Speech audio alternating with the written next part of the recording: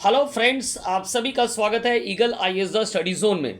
साथियों, history optional paper 2 को लेकर के जो है आज से डिस्कशन प्रारंभ किया जा रहा है और आज से जो है मॉडर्न वर्ल्ड हिस्ट्री प्रारंभ हो रहा है। उन टॉपिक्स को टच किया जाएगा जो कि यूपीएससी मेंस में पिछले वर्षों में पूछे गए हैं।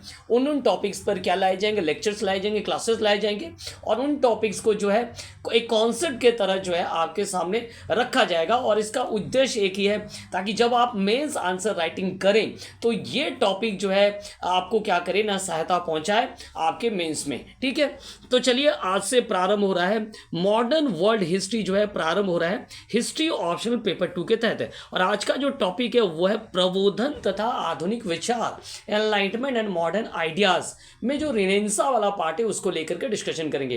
रेनेसां की उत्पत्ति कैसे हुई, रेनेसां किस कारण से हुआ, रेनेसां के जो विशेषताएं, महत्व और प्रभाव, इन सभी पॉइंट्स को लेकर के अर्थात रेनेसां से जुड़े हुए विभिन्न आयाम को हम क्या करेंगे, डिस्कशन करेंगे। ठीक है, तो चलिए प्रारंभ करते हैं।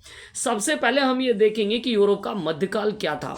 इसी मध्यकाल के बाद ना केवल यूरोप में बल्कि पूरे विश्व में क्या आया था ना, एक पुनर्जागरण की स्थिति देखा गया था।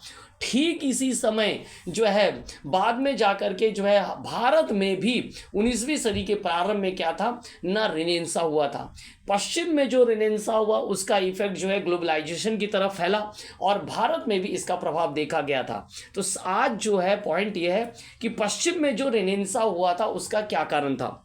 तो सबसे पहले हम देखेंगे कि मिडिल एज ऑफ यूरोप, मध्यकाल किसे कहा जा रहा है। इसी मध्यकाल के बाद जो है अंतिम स्थिति में जो है हम कहते हैं कि रेनेसां प्रारंभ हो गया था। तो ये जो मध्यकाल है वो किस काल को कहा जाता है, तो 500 से लेकर के जो 15वीं शताब्दी है उसे मध्यकाल कहा जाता है।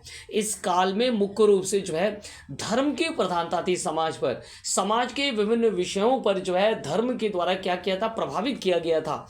इसी धार्मिकता के जो बंधन है, इसी बंधन से मुक्त होने की जो प्रक्रिया है उसे ही क्या कहा जाता है, उसे ही रेनेसां कहा जाता है, पुनर्जागरण कहा जाता है। ठीक है, तो मध्यकाल का हो गया।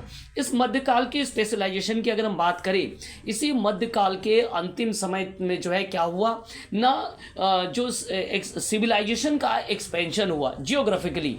कैसे, जैसे नए नए देशों को खोजा गया। वास्को डिगामा, कोलंबस के द्वारा, मैगलन के द्वारा जो सामुद्रिक यात्राएं की गई और इनके द्वारा नए नए देश क्या क्या खोजे गए, जिसके फलस्वरूप कल्चरल आदान प्रदान हुआ, ज्ञान विज्ञान का जो है आदान प्रदान हुआ, विचारों का क्या हुआ, आदान प्रदान हुआ। और इसी विचारों ने जो है यूरोप में क्या कुछ किया ना, इसी विचारों के द्वारा यूरोप में जो है रेनेसां प्रारंभ हुआ।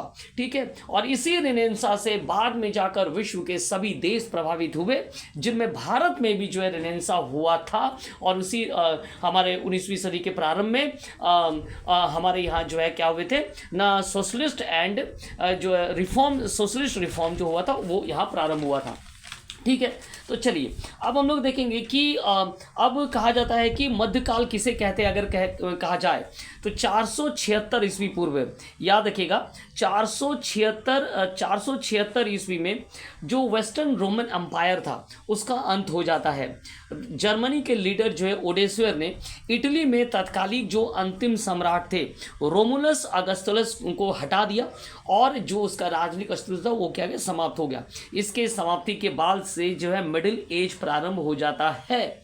मिडिल एज का ही जो है बाद में जो है क्या होता है, मिडिल एज के अंतिम काल में एक डेवलपमेंट होता है। और वो डेवलपमेंट किस प्रकार होता है ना, जियोग्राफिकली जो है एक्सपेंशन होता है सिविलाइजेशन का, डेवलपमेंट ऑफ ट्रेड होता है और जो नेटवर्क है सिविलाइजेशन के बीच में उसके डेवलपमेंट होने से क्या होता है, रेनेसां जो है धीरे धीरे जो है रेनेसां की उत्पत्ति होती है। तो इस प्रकार जो कैरेक्टर था मिडिल एज का वो क्या था, एक तो रेनेसां के तौर पर हो गया इसका कैरेक्टर, दूसरा था एज ऑफ डिस्कवरी, नए अन्वेषणों का क्या हो गया ना, खोज प्रारंभ हो गया था। ठीक है, तो ये था यूरोप का मध्य काल। ठीक है, चलिए तो अब आगे बढ़ेंगे और देखेंगे कि क्या कुछ हुआ था पुनर्जागरण में, पुनर्जागरण किस कारण से हुआ था उसको लेकर भी क्या करेंगे, डिस्कशन करेंगे। तो अब जो नेक्स्ट है वो है पुनर्जागरण की परिभाषा क्या है और पुनर्जागरण का अर्थ क्या है, क्या है रेनेसां।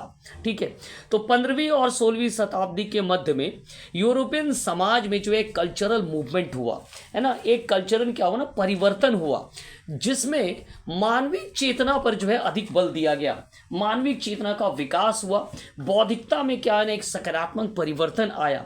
इसे ही क्या कहा जाता है ना, रेनेसां कहा जाता है। पुनर्जागरण के काल को अगर डिफाइन किया जाए डेटेड को, तो 1350 से लेकर के 1550 का जो समय काल है, इसे क्या कहा जाता है ना, पुनर्जागरण का काल माना जाता है। तो पुनर्जागरण मूल रूप से है क्या, पुनर्जागरण मूल रूप से है कि मध्यकाल में जो धार्मिक बंधन आ गए थे, जो धर्म का प्रभाव समाज पर अधिक था, उन बंधनों और अंधविश्वासों को जो है रिफॉर्म करना है ना, उसे रिफॉर्म करने की जो रिफॉर्म जिसके द्वारा किया गया, उस घटना को क्या कहा जाता है, पुनर्जागरण कहा जाता है। लेकिन सवाल एक ये भी है, क्या पुनर्जागरण एकाएक हुआ? कोई भी घटना एकाएक घटती नहीं है, उसके पूट जो है पिछले हम कह सकते हैं दशकों पहले जो है बीजारोपित होता है, या जो है शताब्दियों पहले बीजारोपित होता है। ठीक उसी प्रकार जो है जो मध्यकाल के अंत में जो पुनर्जागरण हुआ, उसके बीज जो है कहीं ना कहीं जो है कहाँ है ना, हमें मध्यकाल में भी प्राप्त होते हैं। कई ऐसी घटनाएं घटी जिन्होंने जो है धीरे धीरे जो है मानव स्वतंत्रता पर बल दिया और अंधविश्वासों पर क्या किया ना, प्रहार किया, जिसके कारण जो है पुनर्जागरण जो है बाद में जाकर के देखा गया। पुनर्जागरण का अर्थ क्या है, एक बार फिर से अगर हम इसे डिफाइन करें तो कैसे डिफाइन किया जा सकता है? ये एक चेतना है या बौद्धिक परिवर्तन है। चूंकि ये चेतना किस संदर्भ में है, चूंकि मनुष्य में जो है एक नया जो है सोच और विचार आया, इसलिए ये क्या ना एक चेतना की तरह मनुष्य के अंदर में आया।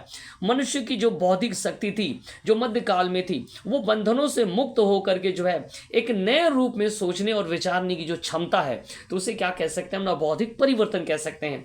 तो ये जो चेतना है, जो मध्यकाल की समाप्ति एवं ठीक आधुनिक काल के प्रारंभ तक में क्या हुआ ना, समावेशित हुआ, और इसे ही कहा जाता है पुनर्जागरण। ठीक है, अब सवाल है कि पुनर्जागरण में किन किन परिवर्तनों को देखा गया था। पुनर्जागरण में कई जो है नए चीज़ों को जो देखा गया था, उनमें हम कह सकते हैं सामंतवाद, जो फेडरलिज्म है, फेडरलिज्म का एंड हो गया। नेक्स्ट क्या हो गया ना, जो प्राचीन लिटरेचर है, एंशियंट लिटरेचर है, उनका अध्ययन प्रारंभ हो गया, उन पर जो है खोज प्रारंभ हो गए, उन पर जो है उनका ट्रांसलेशन प्रारंभ हो गया जन भाषा में, अपनी भाषाओं में।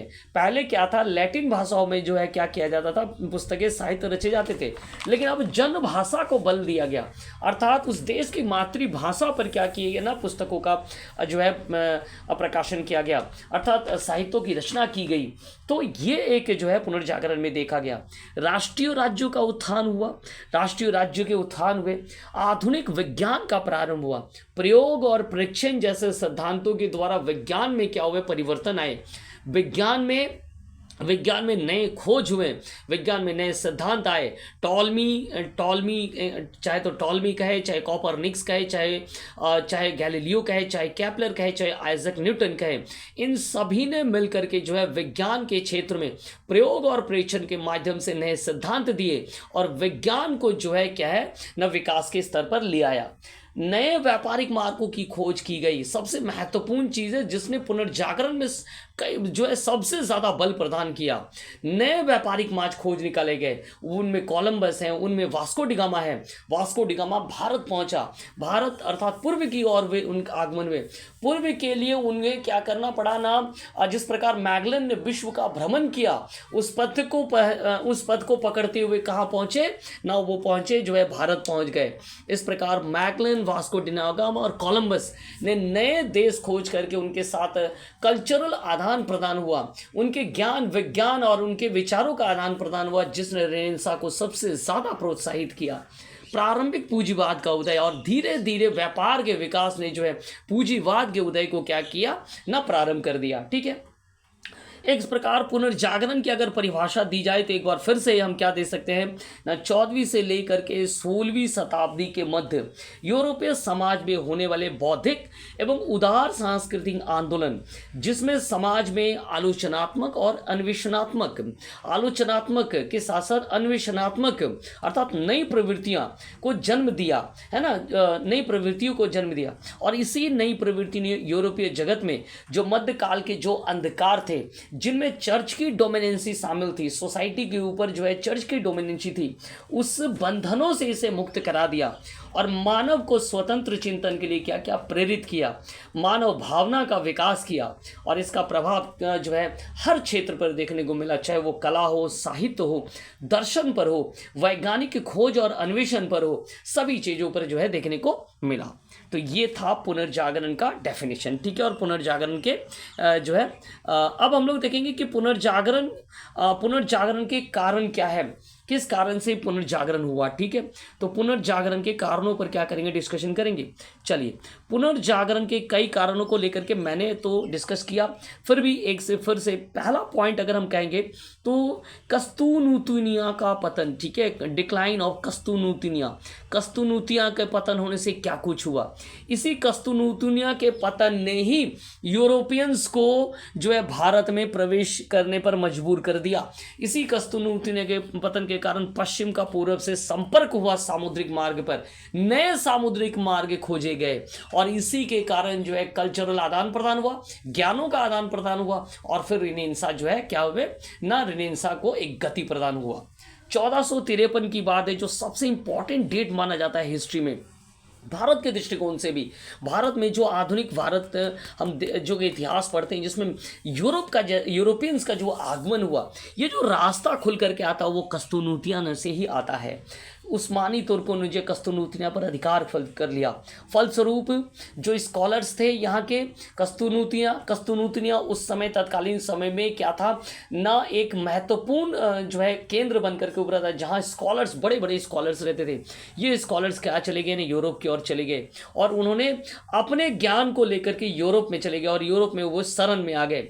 उन्होंने लोगों के ध्यान को उन प्राचीन साहित्यों की ओर आकृष्ट किया, जिसके कारण क्या हुआ, जिज्ञासा बढ़ी, अन्वेषण की भावना उत्पन्न हुई और इसी के फलस्वरूप पुनर्जागरण हुआ। इसके अलावा सबसे महत्वपूर्ण पॉइंट, एक तो जो स्कॉलर्स चले गए कहाँ, यूरोप के विभिन्न देशों में, उन्होंने अपने साथ प्रचुर साहित्य को भी लेकर के चले गए और उसी साहित्य ने जो है लोगों के मन में एक नई भावना को जगाया। वे समझ गए कि केवल धर्म ही जो है सोसाइटी को रन नहीं करा सकता है, अब धर्म और राज्य क्या होने चाहिए, अलग होने चाहिए। और इसी के कारण जो है, इसी का जो पहला स्टेजेस था वो क्या था, पुनर्जागरण था, ठीक है। तो चलिए, अब क्या हुआ, पूर्वी देशों के साथ जो व्यापार होता था स्थल मार्ग, वो बंद हो गया, क्योंकि मसालों की काफ़ी डिमांड थी यूरोप में। और वो बंद होने से क्या हो गए ना, जो साउथ वेस्ट यूरोप के लोग हैं उन्होंने जल मार्गों को खोजना प्रारंभ किया। वहाँ के जो स्टेट्स के हेड थे, अर्थात राजाओं ने, किंग्स ने क्या किया ना, जल मार्गों के खोज के लिए लोगों को प्रेरित किया और अब वे आगे बढ़ने लगे। इसी श्रेणी में हम कह सकते हैं कोलंबा, वास्को डी गामा और मैगलन के द्वारा नए प्रदेश खोजे गए।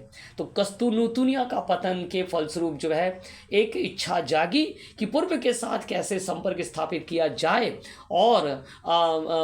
और इसी क्रम में ही जो है क्या है, पूर्व के साथ जो है संपर्क स्थापित हुआ, नए जो है देश खोजे गए, जिनमें अमेरिका, भारत और नए सामुद्रिक पथों का भी खोज हुआ।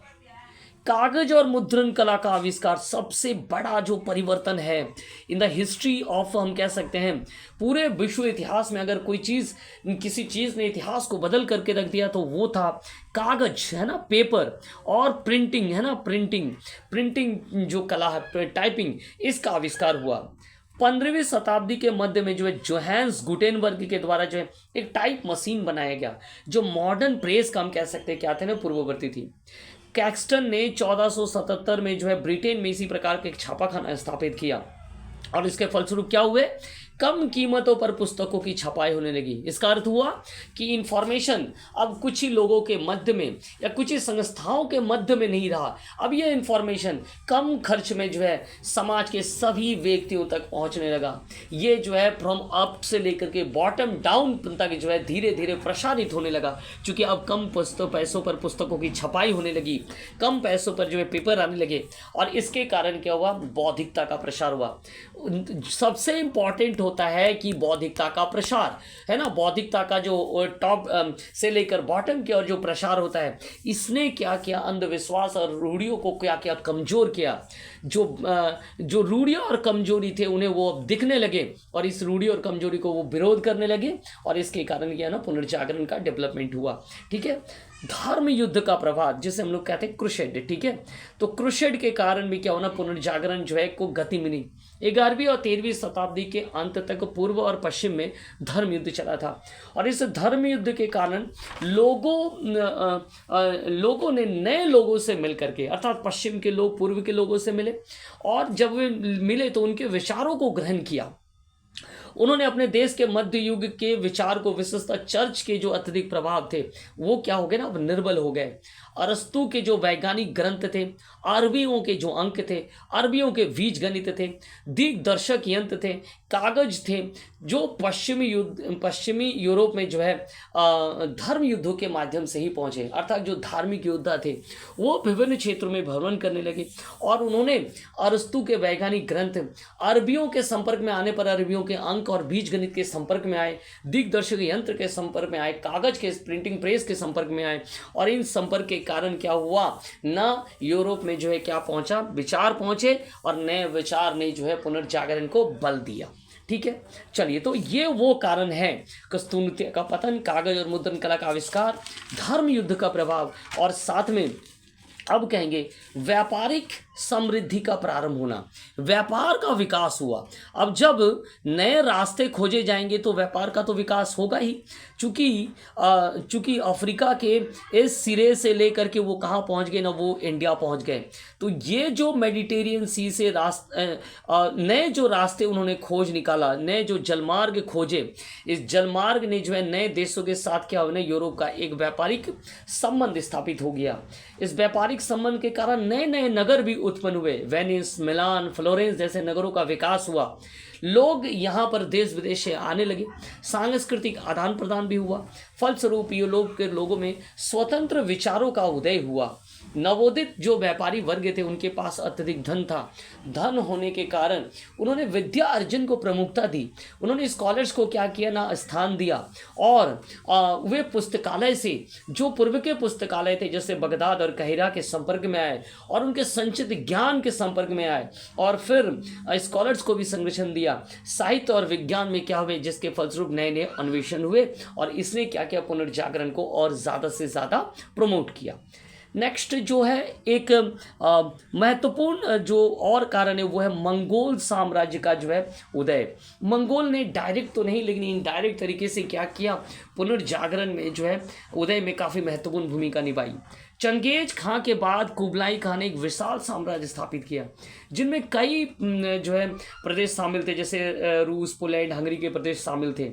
और उनका जो दरबार था वहाँ विभिन्न विद्वान, धर्म प्रचारकों, व्यापारियों का क्या बना था, केंद्र बना था।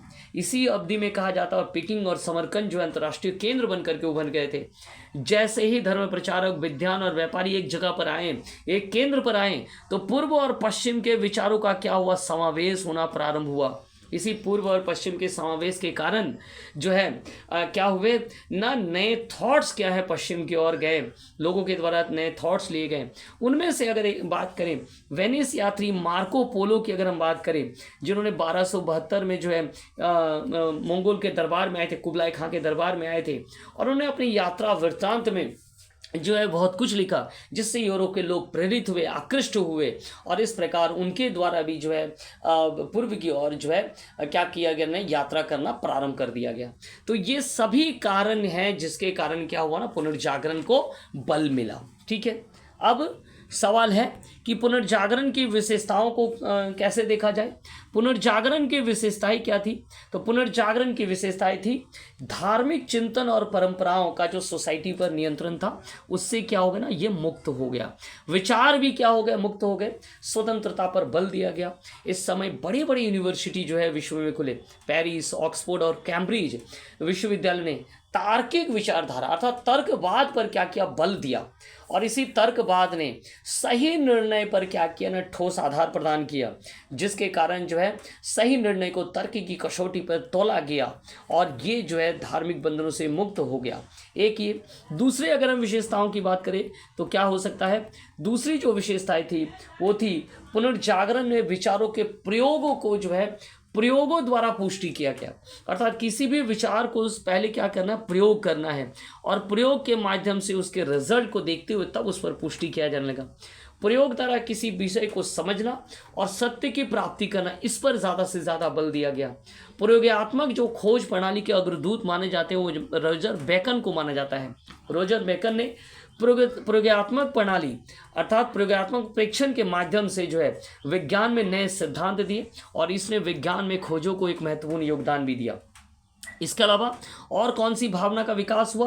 तो पुनर्जागरण की विशेषता थी मानववाद। मानववाद की भावनाएं, मानव के जीवन से जुड़े हुए विभिन्न पहलू, उसके स्वतंत्रता को लेकर के विचार जो है उनके विभिन्न समस्याओं का सुधार, सहज एवं उन्नत बनाने का जो है प्रयास वो पुनर्जागरण की विशेषताओं में से एक है। इसी काल में जो है रोमन एवं यूनानियों साहित्य के अध्ययन पर क्या दिया गया ना, बल दिया गया। ठीक है, यूनानियों साहित्य पर बल दिया गया। पेट्रक जो है ना, पेट्रक को क्या माना जाता है? अग्रणी मानववाद माना जाता है। उन्होंने ही अंधविश्वास और कुरीतियों पर प्रहार किया।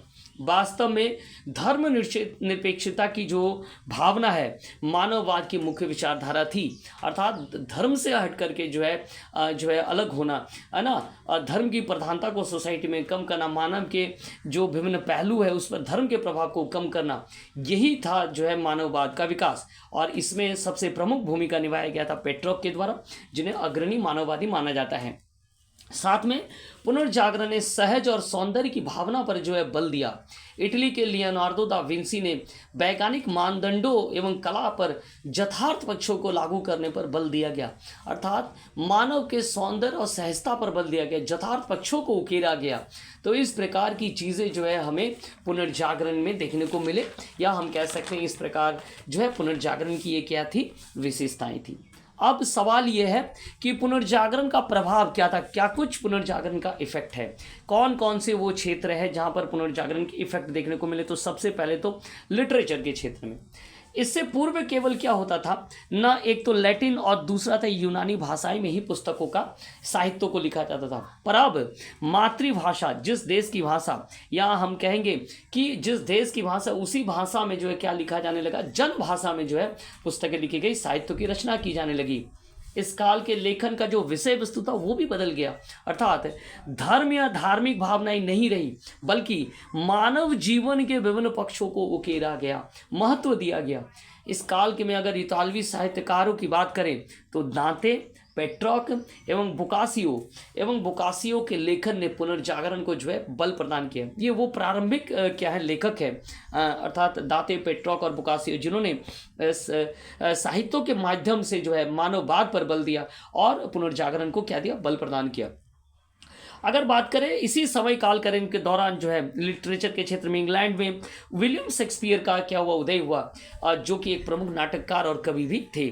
ठीक है, तो चलिए आगे बढ़ते हैं। नेक्स्ट जो परिवर्तन देखने को मिला, जो प्रभाव था वो किस क्षेत्र में था? तो राजनीति के क्षेत्र में, पॉलिटिक्स के क्षेत्र में क्या कुछ हुआ। इस काल के रचनाकारों ने अपने लेखन के माध्यम से पॉलिटिकल थॉट्स में भी बदलाव ला दिया।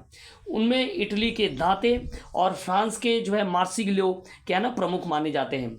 मार्सिगलियो जो है एक मॉडर्न फिलोसोफर थे, जिन्होंने राजतंत्र में पोप के बजाय प्रजा की शक्ति को महत्वपूर्ण माना। इस काल का एक प्रमुख पॉलिटिकल थिंकर के रूप में फ्लोरेंस का जो है मैकाइवली भी जो है, मैकाइवली क्या था ना, एक प्रमुख जो है पॉलिटिकल थिंकर माना जाता है, जिन्होंने द प्रिंस लिखा था। और इसके माध्यम से उन्होंने कहा कि धर्म जो है राज्यों को निर्बल बनाता है। इसी तरह इंग्लैंड में एक पॉलिटिकल थिंकर हुए, हॉब्स भी हुए, जो कि एक प्रमुख राजनीतिक चिंतक थे, और इन सभी ने जो है राजनीति पर धर्म के प्रभाव को कम करने का प्रयास किया और स्टेट को और धर्म को क्या किया ना, अलग जो है करने में प्रमुख भूमिका निभाया, या स्टेट और पॉलिटिक्स को जो है चर्च से अलग किया। ठीक है, चलिए नेक्स्ट जो इफेक्ट आया वो किस में आया, आर्ट्स के क्षेत्र में, कला के क्षेत्र में भी परिवर्तन है। मध्यकाल में जो कला के जीवन में जो है कला में जो है जीवन और जो प्रकृति का प्रभाव नहीं देखा जाता था। मध्यकाल के जितने भी कला थे उनमें धार्मिक विषय जो है प्रधान था, लेकिन पुनर्जागरण में जो है मानव के जीवन और जो प्रकृति सौंदर्य को जो है क्या किया ना, महत्व दिया गया। धार्मिक बंधनों से क्या हो गया, कला मुक्त हो गई और ये यथार्थ के क्या हो गया, निकट पहुंच गया। इसी में अगर हम बात करें जियोटो, इटली का जो जियोटो है, जिन्हें क्या माना जाता है, जिन्होंने परंपरागत बेजेंटाइन शैली से हटकर मानव एवं प्रकृति पर क्या क्या चित्रण किया। जियोटो को चित्रकला का जन्मदाता भी माना जाता है। इसके अलावा नए शैली के चित्रकारों की अगर हम बात करें तो इटली के फ्रांजिलिको और मेसेसियो एवं लियोनार्डो दा विंची भी प्रमुख है। साथ में माइकल एंजेलो एवं राफेल जो कि एंजेलो और लियोनार्डो विंची दोनों के संमिश्रण से क्या बनाए थे, पेंटिंग बनाते थे। ये सभी वे प्रमुख चित्रकार हैं जिन्होंने यथार्थ को स्थान दिया, सौंदर्य भावना को स्थान दिया अपने पेंटिंग में, मानव भावना को जो है बल प्रदान किया और जो है मध्यकाल के प्रभाव से कला को मुक्त किया। अगर दूसरा कोई प्रभाव और क्या प्रभाव पड़ा तो वो था स्थापत्य पर क्या कुछ प्रभाव पड़ा। स्थापत्य मध्यकाल में जो है गॉथिक शैली पर क्या किए थे ना, भवनों का निर्माण किया जाता था। लेकिन इसके बाद पुनर्जागरण काल में यूनानी, रोमन, अरबी शैलियों के समन्वय से जो है नई शैली का क्या हुआ ना, जन्म हुआ। डिजाइन और सजावट पर क्या ज़्यादा बल दिया जाने लगा। फ्लोरेंस निवासी अगर हम बात करें जो स्थापत्य कला, फ्लोरेंस निवासी ब्रूनेलेस्की, ठीक है, ब्रूनेलेस्की क्या थे ना, नवीन शैली के प्रवर्तक माने जाते हैं। इस शैली की क्या विशेषताएं थी, इस शैली की विशेषताएं थी मेहराबों का निर्माण, गुंबदों का निर्माण, गोल गुंबदों की प्रधानता, स्तंभों की प्रधानता, जो है नया स्थापत्य शैली निकल करके आया। स्थापत्य शैली में भी हम कहेंगे कि मूर्ति कला में भी जो है क्या ना, एक नए विचार जो है उठ करके आए। इस काल में लॉरेंजो गिबर्टी, दानातोल्लो जैसे महान मूर्तिकार हुए। संगीत के क्षेत्र में अगर बात करें, मध्यकाल में गिरजाघरों में जो है संगीत वर्जित था, पर पुनर्जागरण काल में जो है इसमें धीरे धीरे क्या होगा ना, प्रवेश होना प्रारंभ हुआ। मार्टिन लूथर किंग के द्वारा जो है कई गीतों का संकलन भी इस काल में किया गया था। संगीत के क्षेत्र में भी परिवर्तन आया और जो सबसे प्रमुख परिवर्तन था वो क्या था ना, विज्ञान के क्षेत्र में परिवर्तन, जिसमें प्रयोग और प्रेक्षण है ना, प्रेक्षण और प्रयोग का जो है सिद्धांत आए। और इस सिद्धांत को देने वाले कौन थे, तो जो बैकन थे, उनके द्वारा ये सिद्धांत दिए गए। फ्रांसीसी बैकन के द्वारा क्या किया गया, ये सिद्धांत दिया गया था, जिसके तहत प्रेक्षण और प्रयोग के माध्यम से जो है विज्ञान के क्षेत्र में क्या है, नए अन्वेषण हुए। इसी काल में Ptolemy, Copernicus, John Kepler, Galileo, Sir Isaac Newton ने विज्ञान के क्षेत्र में नए नए सिद्धांत का प्रतिपादन किया और विज्ञान को एक नया दृष्टिकोण प्रदान किया। तो ये जो आज का मुख्य टॉपिक्स था वो था प्रबोधन तथा आधुनिक विचार के तहत हम लोगों ने एनलाइटेड और मॉडर्न आइडियाज़ के तहत जो है हम लोगों ने आज जो विषय को लेकर के अध्ययन किया वो था रेनेसां के कारणों पर हम लोगों ने विचार किया कि किस प्रकार मध्यकाल से मुक्त होकर रेनेसां ने समाज पर क्या क्या सबसे ज़्यादा प्रभावित किया। समाज के विभिन्न क्षेत्र, चाहे वो लिटरेचर हो, साहित्य हो, पॉलिटिक्स हो, स्टेट हो, है ना, उन सभी को जो है क्या किया न, धार्मिक भावनाओं से मुक्त होकर के एक नए मानववादी विचार की और प्रयोग और प्रेक्षण के आधार पर सभी चीज़ों के निर्णय करने पर, तर्कवाद पर जो है एक नया क्या दिया ना, जो है एक नए विचारों की उत्पत्ति की, जिसे क्या कहा जाता है, पुनर्जागरण कहा जाता है। तो साथियों, आज का जो टॉपिक था मॉडर्न वर्ल्ड हिस्ट्री के तहत हम लोगों ने पुनर्जागरण वाला टॉपिक को कंप्लीट किया। इससे संबंधित प्रश्नों को लेकर के जो है PYQs लाया जाएगा और उसको लेकर के जो है टॉपिक को भी डिस्कशन किया जाएगा। आने वाले समय में जो है मॉडर्न हिस्ट्री के ही क्लासेस आप लेक्चरर्स दिए जाएंगे, उसका एक सीरीज़ प्रारंभ किया गया। उन टॉपिक्स पर खास करके जो है डिस्कस किया जाएगा जो कि पिछले वर्षों में यूपीएससी में इसमें पूछे गए हैं। तो आप सभी हमारे साथ जुड़े रहिए eagle IAS the study zone में, और आप सभी का हमारे साथ जुड़ने के लिए बहुत बहुत धन्यवाद।